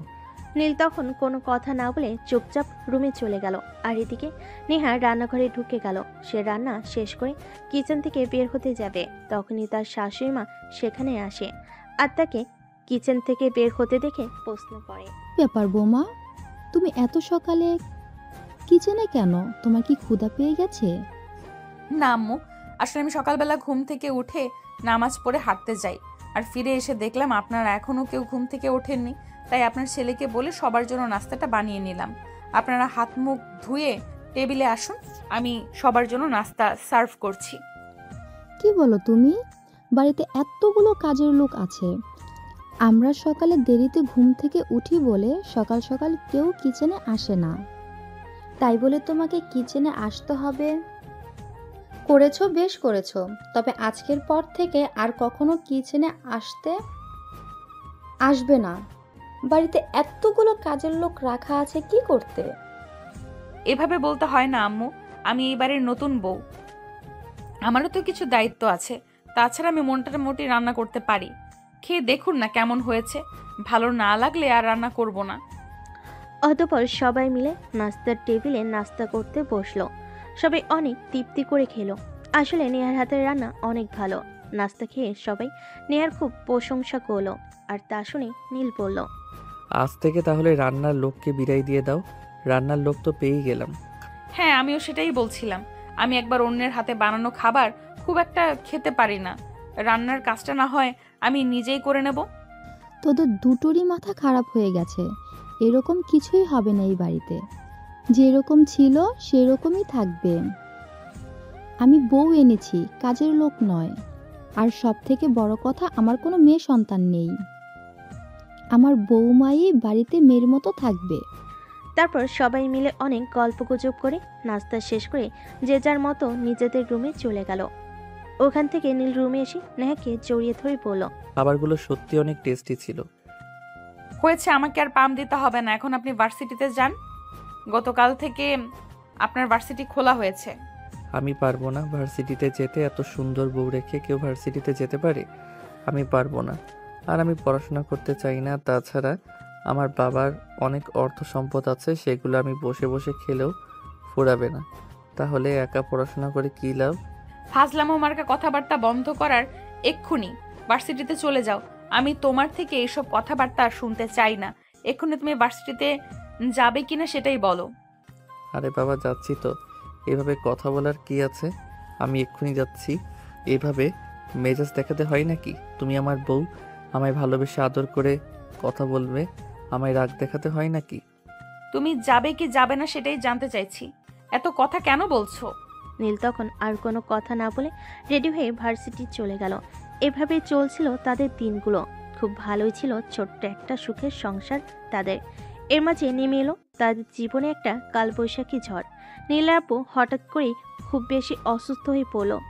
অফিস সামলানোটা ওনার পক্ষে আর সম্ভব হয়ে উঠছিল না। সেদিন নীলের আপু সবাইকে তার রুমে ডেকে বলল, দেখো, আমার শরীরটা ভালো যাচ্ছে না, জানি না আমি কতদিন বাঁচবো, তাই আমি চাই আমার ছেলে আর ছেলের বৌমা ব্যবসার সমস্ত দায়িত্ব বসে নিক। আমি ওসব পারবো না বাবা, আমাকে দিয়ে ওসব কাজকর্ম হবে না। তোমাকে কিছুই পারতে হবে না আব্বু, আপনি কাল আমাকে নিয়ে অফিসে যাবেন আর সবকিছু আমাকে বুঝিয়ে দিবেন। ইনশাল্লাহ চেষ্টা করব আপনার মতো করে সবকিছু গুছিয়ে রাখতে। আমি জানি বৌমা, তুমি সবকিছু আমার মতো করেই গুছিয়ে রাখতে পারবে, কারণ তোমার মধ্যে অন্যরকম একটা ট্যালেন্ট আছে যেটা আমার ছেলের মধ্যে নেই। যাই হোক, কাল সকালে তুমি রেডি থেকো, আমি তোমায় নিয়ে অফিসে যাব আর সবকিছু তোমাকে বুঝিয়ে দেব। হ্যাঁ বৌমা, একদম ঠিক কথাই বলেছে, তুমি অনেক ট্যালেন্টেড, তুমিই পারবে সব কিছু গুছিয়ে রাখতে, যেটা আমার ছেলেকে দিয়ে হবে না। আমি চাই তুমি সংসার সামলানোর সাথে সাথে অফিস থেকেও ভালো করে সামলিয়ে রাখো, কারণ যা আছে সব কিছুই তো তোমাদের, তাই আগে থেকেই সব কিছু বুঝে নাও। হ্যাঁ আম্মু, আপনারা শুধু আমার জন্য দোয়া করবেন, আমি ইনশাল্লাহ পারবো। অতঃপর কথা বলা শেষ করে নীল আর নেহা নিজেদের ঘরে চলে গেল। আসলে তখনই নেহা নীলকে বলল, তোমার প্রতি তোমার বাবা মায়ের এরকম বিশ্বাস কেন? তুমি কোনো কিছুই পারবে না, তারা এটা কেন ভাবে বলো তো শুনি? আসলে কি জানো, আমি ছোটবেলা থেকে অনেক আদর যত্নে মানুষ হয়েছি, বলতে পারো সোনার চামচ মুখে নিয়ে জন্মেছি। কোনো কিছুর অভাব কী জিনিস সেটা আমাকে স্পর্শ করতে পারিনি।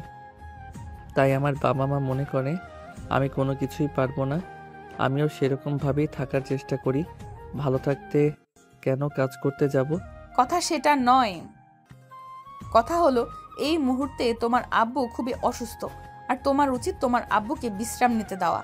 তার জন্য তুমি তো আছো। তুই পড়াশোনাও আমার চাইতে বেশি করো। তাছাড়া আমি এখনও স্টুডেন্ট। পড়াশোনাটাকে শেষ করি, ততদিন তুমি সব কিছু সামলে নাও। আমি জানি তুমি পারবে। হ্যাঁ, সেটা আমিও জানি। আমি বারবার, কিন্তু কাল তুমি আমার সঙ্গে অফিসে যাবে। পড়াশোনা করলে যে কিছু করা যায় না সেরকমটা নয়। তুমি হয়তো ভুলে গেছো, আমি কিন্তু ক্লাস 10 থেকে নিজের পড়াশোনার খরচ নিজেই চালাই। পার্ট টাইম জব করেছি, আর সেই সঙ্গে পড়াশোনা চালিয়েছি, কিন্তু কখনোই খারাপ রেজাল্ট করিনি। হ্যাঁ, তুমি করেছো সেটা আমি জানি, কিন্তু তুমি সব কিছু সামলানোর শক্তি রাখো। সব কিছু সামলানোর শক্তি আমার নেই। আমি তোমার এত কথা শুনতে চাই না। আমি শুধু এইটুকুই বলতে চাইছি, তুমি কাল আমার সঙ্গে অফিসে যাবে এবং আব্বুর কাছ থেকে সবকিছু তুমি বুঝে নিবে। তুমি পড়াশোনাও করবে আর সেই সঙ্গে ব্যবসাও সামলাবে। পারবো না বলতে কোনো কাজ নেই, পারতে হবে। আচ্ছা ঠিক আছে, সেটা সময় হলে দেখা যাবে। এখন ঘুমাও তো দেখি। তারপর নীল আর নেহা দুজনের সঙ্গে শুয়ে ঘুমিয়ে পড়ল। সকালবেলা ঘুম থেকে উঠে নীল আর নেহা দুজনে একসঙ্গে রেডি হয়ে নিল। তারপর তার আব্বুর সঙ্গে রেডি হয়ে অফিসে গেল। এই যে এ নাও, আজ থেকে এসব দায়িত্ব তোমাদের, সব কিছুই তোমরা সামলাবে। আমি কিন্তু আর আগামী কাল থেকে অফিসে আসবো না। আর ম্যানেজারকে আমি সব কিছু বলে দিয়েছি, বাকি যা আছে সব তোমাদের বুঝিয়ে দিবে। ঠিক আছে আব্বু, কোনো সমস্যা নেই। আপনি কোনো চিন্তা করবেন না, ইনশাল্লাহ সব কিছু সামলে নিতে পারবো। আপনি শুধু আমাদের দুজনের জন্য দোয়া করবেন যেন আমরা পেরে উঠতে পারি। হ্যাঁ অবশ্যই, আমার দোয়া সব সময় তোদের মাথার উপর ছায়া হয়ে থাকবে। তোমরা শুধু মনোযোগ দিয়ে কাজ করবে। আমি তাহলে আসছি, ম্যানেজারকে বলে দিয়েছি, ম্যানেজার সব কিছু তোমাদের বুঝিয়ে দিবে। এ বলে নীলের আব্বু সেখান থেকে চলে গেল। কিছুক্ষণ পর ম্যানেজার সেখানে আসলো আর নেহাকে সালাম দিয়ে বলল, আসসালামু আলাইকুম ম্যাডাম, কেমন আছেন আপনি? ওয়ালাইকুম আসসালাম। এই তো আল্লাহর রহমতে ভালোই আছি। আপনার কি অবস্থা? আপনি কেমন আছেন? আলহামদুলিল্লাহ ভালোই আছি। চলুন আপনাকে সব কিছু বুঝিয়ে দিই। স্যার বলল আপনাকে সব কিছু বুঝিয়ে দিতে। হ্যাঁ, তাই চলুন। এরপর ম্যানেজার নেহাকে নিয়ে সবকিছু ঘুরিয়ে দেখাতে লাগলো আর সবকিছু বুঝিয়ে দিল। সব দেখে শুনে নেহা ম্যানেজারকে বলল, ঠিক আছে, আপাতত আর কিছু লাগবে না। কোনো সমস্যায় পড়লে, কোনো কিছুর প্রয়োজন হলে আমি আপনাকে ডেকে নিব। আচ্ছা ঠিক আছে ম্যাডাম, কোনো সমস্যা নেই। যে কোনো সমস্যায় আপনি আমাকে শুধু একটা ফোন দেবেন, আমি চলে আসব। অতঃপর ম্যানেজার নেহাকে সবকিছু বুঝিয়ে দিয়ে সেখান থেকে চলে গেল। এদিকে নীল অফিসে কোনোভাবেই মন বসাতে পারছে না, বারবার শুধু নেহাকে বলছে, নেহা প্লিজ এইসব কিছু থেকে আমাকে মুক্তি দাও। আমি এসব ঝামেলায় নিজেকে জড়াতে চাই না। আমার ভালো লাগে না এসব কিছু, তুমি করো না। এসব আমি পড়াশোনাটা আগে শেষ করি। ঠিক আছে যাও, তোমার কোনো কিছুই করতে হবে না। আমি অফিসে সামলাবো, সংসারও সামলাবো, কারণ আমরা গ্রামের মেয়ে, আমরা সব পারি। হ্যাঁ, সেটা তো তোমাকে দেখেই বোঝা যায়। তুমি আর 5টা সাধারণ মেয়ে থেকে আলাদা। তোমাকে দিয়ে অনেক কিছুই হবে, সেটা আমি প্রথম দেখাতেই বুঝেছিলাম। যাই হোক, তুমি অফিস করো, আমি আসছি তাহলে। এ বলে নেহাকে নিয়ে সেখান থেকে চলে গেল। এভাবে দেখতে দেখতে 2 বছর সময় চলে গেল। অফিস খুব সুন্দরভাবে সামলাচ্ছে। আর এদিকে নীলের এবছর অনার্স 3rd ইয়ারের পড়াশোনা করছে। সেদিন বিকালবেলা সবাই ড্রয়িং রুমে বসে গল্প করছিল। নেহা আর নীল সেখানে উপস্থিত ছিল।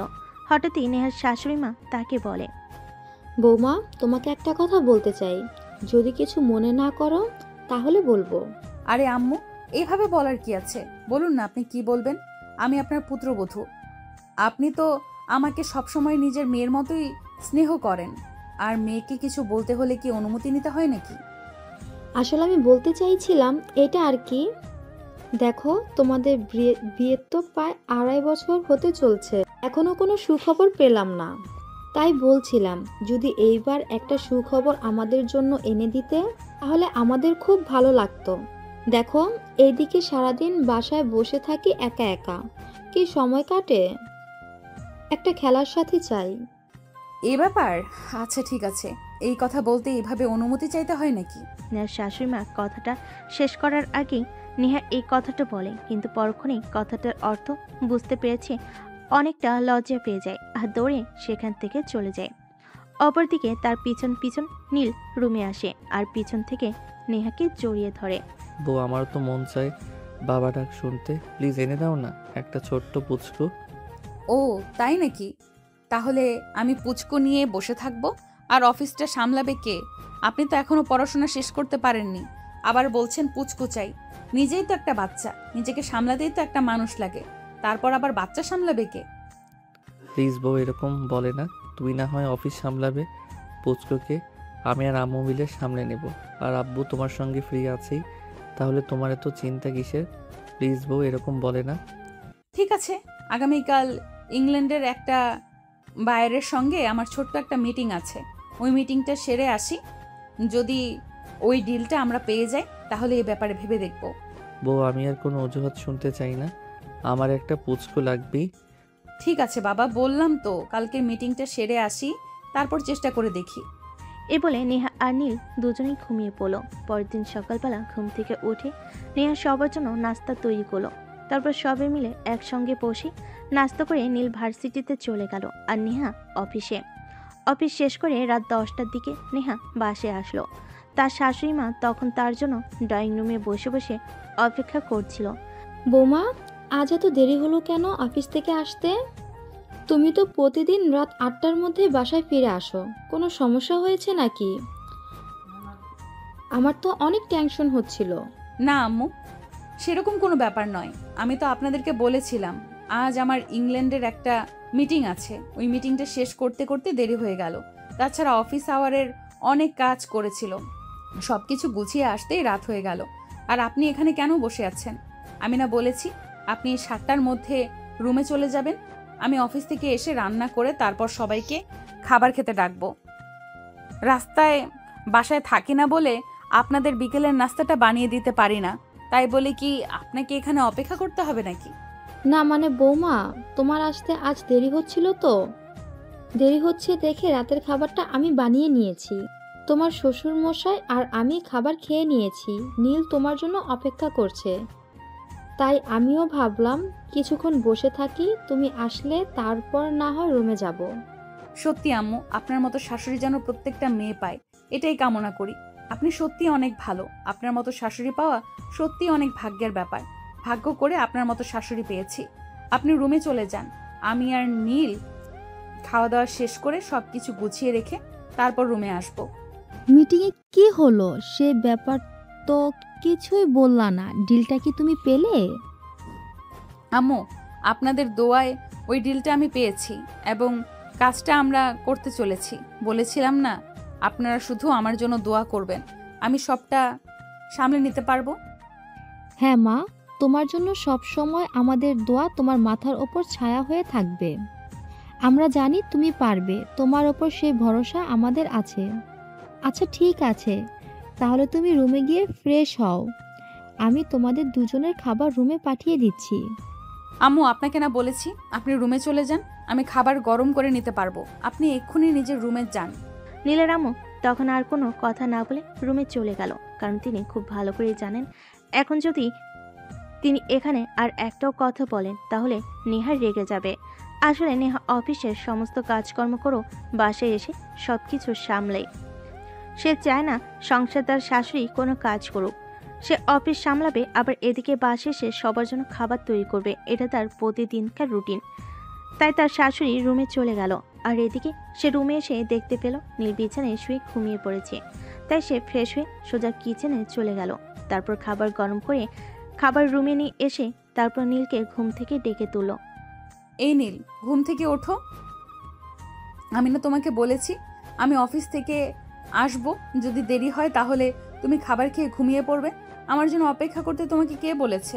তুমি সারাদিন কত কষ্ট করো, তারপর আবার বাসায় এসে সংসার সামলাও, আর আমি শুধু সারাদিন বসে বসে খাই আর ভার্সিটিতে গিয়ে পড়াশোনা করি। এইটুকু অপেক্ষা করতে তোমার জন্য আমার ভালো লাগে। তাছাড়া তুমি আমার বউকে রেখে বর খেয়ে নেওয়া, এটা ভালো লক্ষণ নয়। হয়েছে সাহেব, হয়েছে। এখন আর নীতি কথা শোনাতে হবে না। তাড়াতাড়ি ঘুম থেকে উঠুন আর খেয়ে আমায় উদ্ধার করুন। অতঃপর নীল কোনো কথা না বলে চুপচাপ বিছানা থেকে উঠে খাবার খেয়ে নিল। আর তারপর নেহা সবকিছু গুছিয়ে রেখে বেডরুমে চলে আসলো। নীল বিছানায় বসে বসে নেহার জন্য অপেক্ষা করছিল। এটা দেখে নেহা বলল, কি ব্যাপার, তুমি আবার এখানে বসে আছো কেন? অনেক রাত হয়েছে, রাত প্রায় 11:30 বাজে। ঘুমাওনি কেন? একটু আদর পেতে মন চাইছে, প্লিজ একটু আদর দাও না আমাকে। এখন কিছুই হবে না, চুপচাপ শুয়ে ঘুমিয়ে পড়ো। আমার শরীরটা একটু ক্লান্ত লাগছে, আমিও ঘুমাবো। তাছাড়া তোমার জন্য একটা গুড নিউজ আছে। আগামী সপ্তাহে আমরা সিঙ্গাপুর যাচ্ছি হানিমুনে, 1 সপ্তাহের জন্য। তোমাকে বলে বোঝাতে পারবো না কতদিন পর তোমাকে নিয়ে একটু বাইরে বের হওয়ার সুযোগ পাবো। বিয়ের পর তো কখনোই আমাদের সেরকম কোনো সুযোগ হয়ে ওঠেনি। সব সময় তুমি শুধু তোমার সংসার আর অফিস নিয়ে ব্যস্ত থেকে যাও, আমাকে কোনো সময় তুমি দাওনি। এবার তুমি বাজে কথা বন্ধ করে ঘুমাবে, নাকি আমাকে অন্য কোনো চিন্তা ভাবনা করতে হবে? বলো শুনি। ঘুমাবো তো, তোমার বুকে ঘুমাবো। তোমাকে জড়িয়ে না ধরলে যে আমার রাতে ভালো ঘুম হয় না, সেটা তো তুমি খুব ভালো করেই জানো। তাহলে দেরি করছো কেন? চলে আসো। নেহা তখন মুচকি হাসি দিয়ে বিছানায় চলে আসলো আর নীলকে জড়িয়ে ধরে ঘুমিয়ে পড়ল। এভাবে দেখতে দেখতে আরও 3-4 দিন চলে গেল। এদিকে নেহা অফিস থেকে ছুটি নিয়েছে হানিমুনে যাবে বলে। সেদিন সন্ধ্যাবেলা নেহা অফিস থেকে চলে আসে। সে বাসে এসে দেখে তার শাশুড়ি মা ড্রয়িং রুমে বসে টিভি দেখছে। তখন সে তার শাশুড়ি মাকে বলল, আম্মু, আপনাকে একটা কথা বলা হয়নি। আমি আর আপনার ছেলে আগামীকাল সিঙ্গাপুর যাচ্ছি হানিমুনের জন্য। এটা তো খুব ভালো খবর বৌমা, তবে কিন্তু সুখবর নিয়ে ফেরা চাই। তা না হলে কিন্তু এবার কিন্তু আর মানবো না। অনেক করেছো, অফিস সংসার সব কিছু অনেক করেছো। আমার একটা খেলার সঙ্গী চাই, তা না হলে কিন্তু এখন আর চলছে না।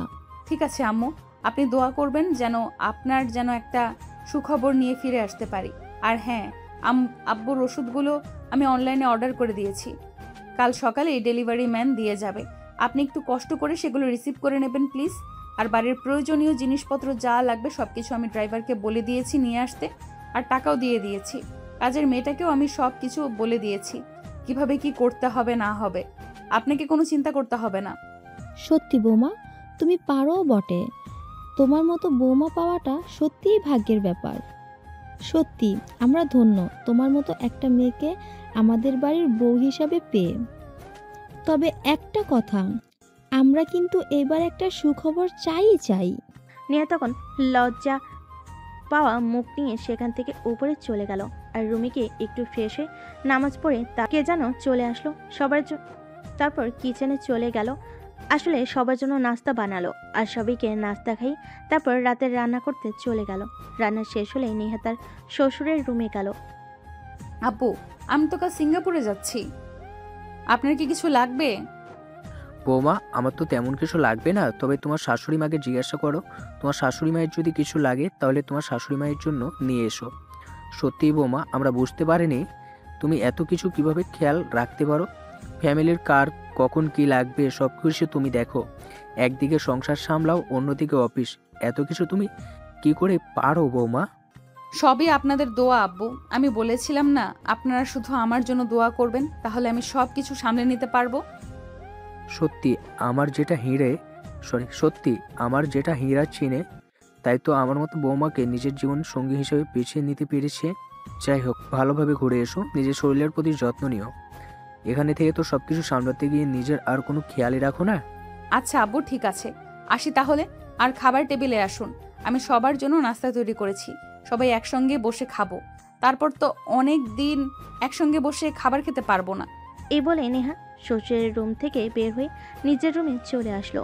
আবার তারপর নীলকে নিয়ে খাবার টেবিলে চলে গেল।